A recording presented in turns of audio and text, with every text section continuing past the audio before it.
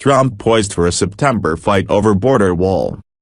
Funding for President Trump's proposed border wall is poised to be a central issue in this fall's showdown over government funding. Unless Congress approves a new funding bill, the government will shut down on October 1. Trump is demanding funds for the wall that was the centerpiece of his successful presidential campaign, but Democrats have warned they will vote en masse against any legislation that includes money for the wall. "I don't see Democrats going along with anything that funds the wall," said one senior House Democratic aide. "That's a huge problem, since Republicans will need Democratic votes to pass a bill to fund the government." In the Senate, Democrats can block legislation unless the GOP can get 8 members of the minority to vote to end a filibuster. While Trump and members of his administration have suggested that they might favor a good shutdown, congressional Republicans worry that it will fuel the notion that their party, which controls both chambers of Congress and the White House, is unable to govern. In the near term,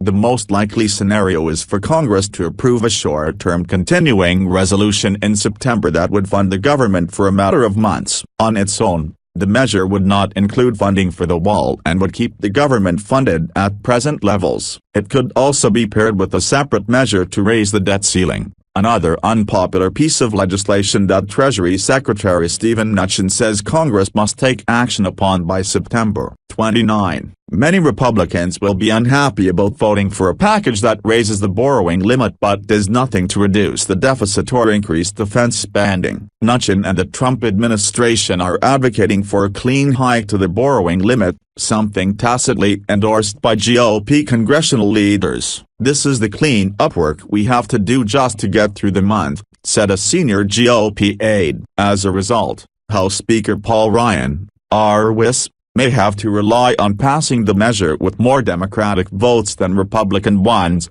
a tactic that helped lead the Republican conference to turn against his predecessor, John Boehner, of Ohio. The administration still hopes it can use the wall to get more Republican votes for the measure. "My sense is that if the border wall will be part of this package, it's a push that's mostly coming from the White House, and it's a way to get more Republicans on board," said the same senior GOP aide. But because funding for the wall would prevent Democrats from voting for the larger measure, it's hard to see how it could ever be a part of a September deal. The September measure is likely to fund the government for a few months. This would set Congress up to approve a larger omnibus package for the rest of the fiscal year later this fall. It's possible the wall funding could become a part of those negotiations, though the same standoffs are possible. In addition, while the border wall remains a high priority for Trump, who made it the central campaign promise, some Republicans are wary of it. Republicans from border states such as Sen. Jeff Flake,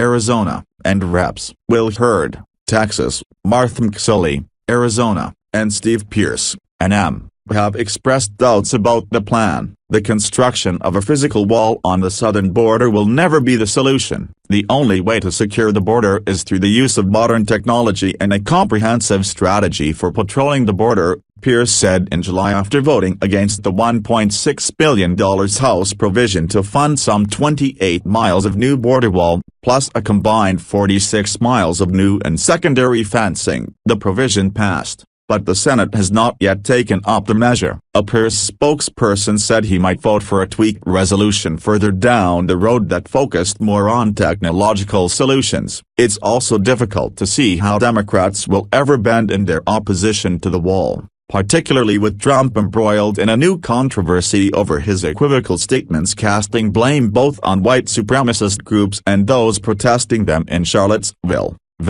Earlier this month, "I think the president has spent a lot of capital this past month, so I don't know how effective the bully pulpit would be at this point," said one Republican House aide.